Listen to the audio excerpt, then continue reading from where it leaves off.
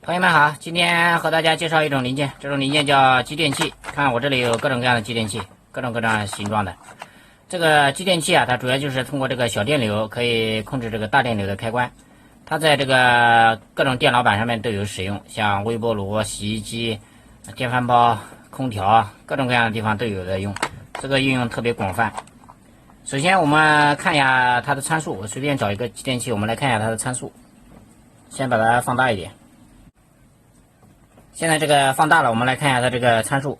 这上面这个12伏 DC 就代表它的这个控制电压是12伏这个直流，就是线圈它是供电12伏的。下面这里有一个开关的符号呢，这个就是说明它的待载这个功率。待载功率这个是250伏交流，125伏交流的话，它是电流是不一样的。250伏交流的是10安，125伏交流的话就是15安。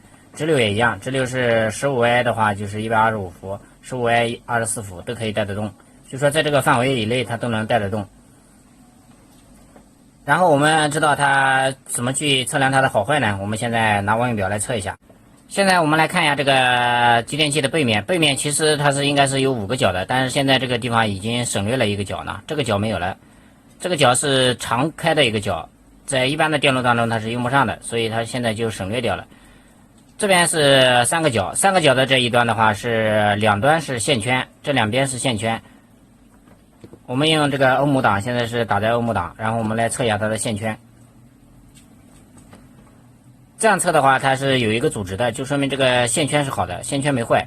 但是线圈没坏也不代表它就是好的啊，有的时候触点坏了，它也会不通的，就是通电以后啊，它开关不通。这两个是开关呢，就这两个点是开关，这两个点现在量是不通的，但是如果说你给它加上一个电压的话，它就会通了。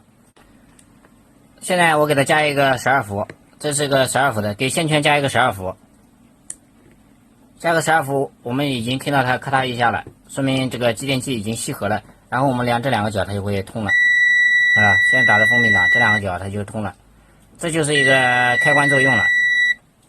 所以这个东西运用的很广泛。